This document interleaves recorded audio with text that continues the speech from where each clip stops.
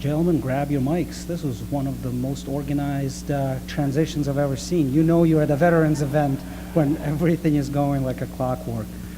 Well, I think this is probably one of my most favorite panels today. No offense to the rest of the distinguished speakers, only because it answers a very important question, a question that every person in the military faces as they are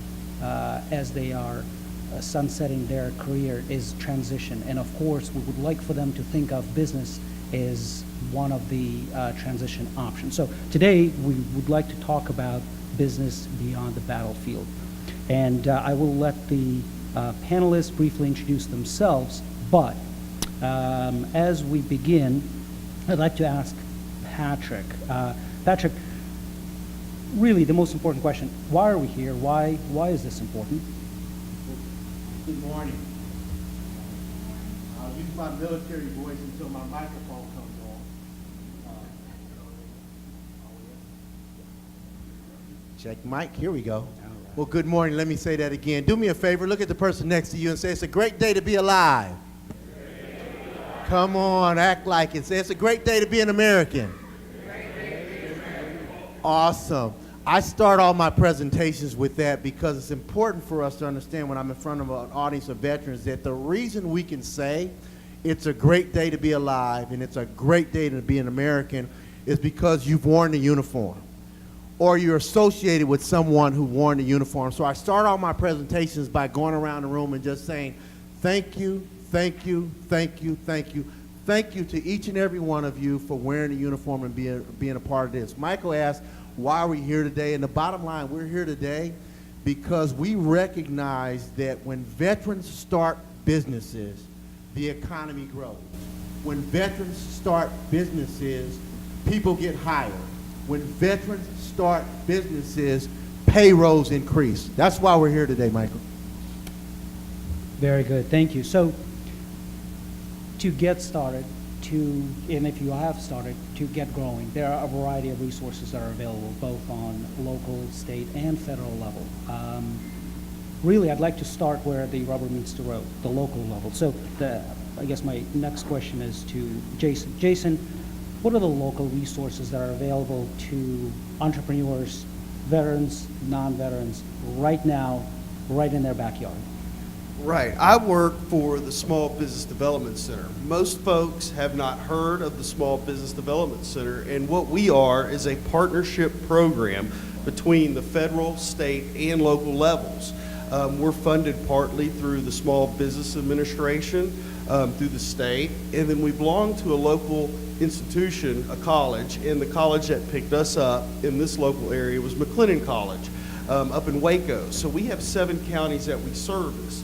What we do is we offer 100% free and confidential training, mentoring, and just assistance to any entrepreneur as well as existing business owner. We do that in the form of, business plan writing, financial projections, any kind of training that you're going to face starting a business or in business is what we can help with. Very good, thank you. So, Ed, tell us a little bit about what you guys do and what opportunities are available with the 7-Eleven franchises. Well, number one, I would like to say thank you also. I want to echo, of course, Patrick, thank you for your service. 7-Eleven, which I think everybody in this room has been anywhere around the world. We're in over 18 countries. And another part about 7-Eleven is our leadership. Our leadership from top down is veteran. Our CEO is, of course, West Warren. And what I especially focus in on and do is that I work within a veteran community, and it's the educational piece. It's the educational piece of why veterans. Ed, you have Okay, commanding all right. voice. I'm sorry. It's the educational piece of why veterans are such great franchisees, and there's some simple reasons behind that.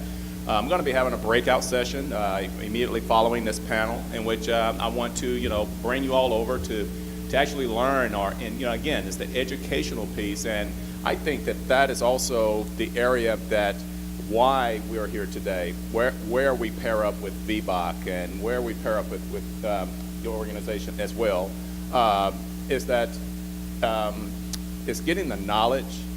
Then we also bring in great franchisees that are in the system that are veterans, and so we show them and showcase them to other veterans.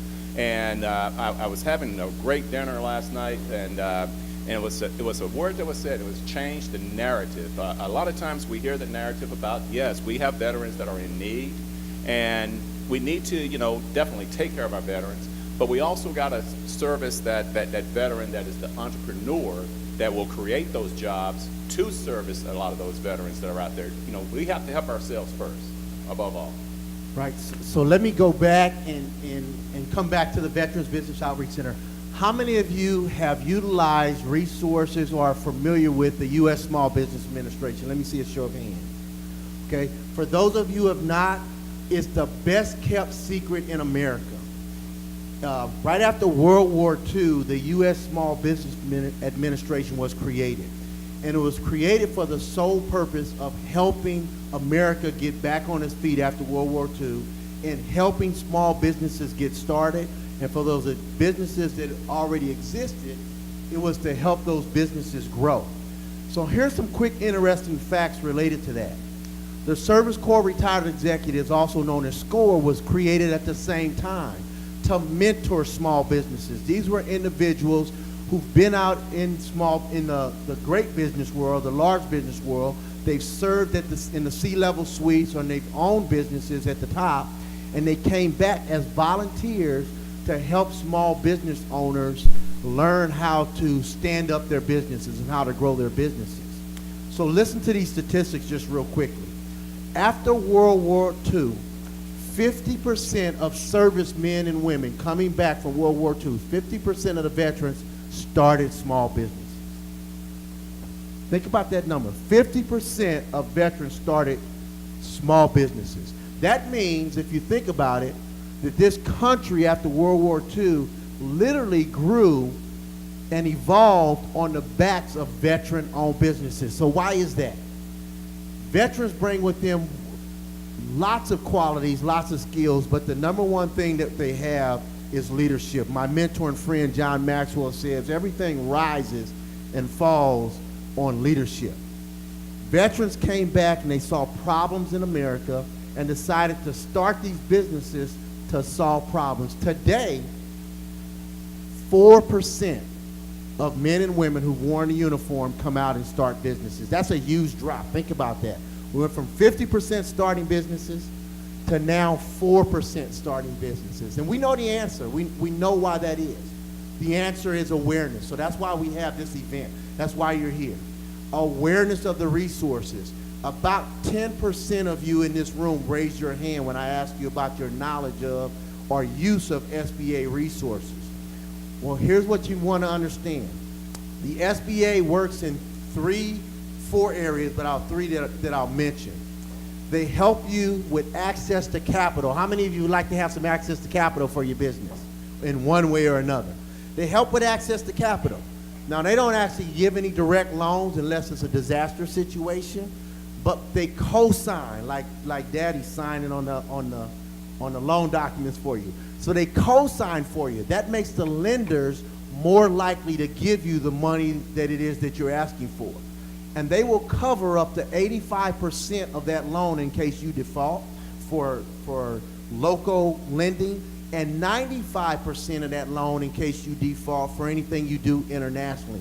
So that's one C, the access to capital. The second C that the SBA does, in their responsibility, is access to contracting. How many of you are involved in government contracting? Let me see your hand. So you may already know this, but the U.S. federal government and all of its agencies is the largest purchaser of goods and services in the entire world. $600 billion in goods and services purchased last year by the U.S. federal government and all of its agencies.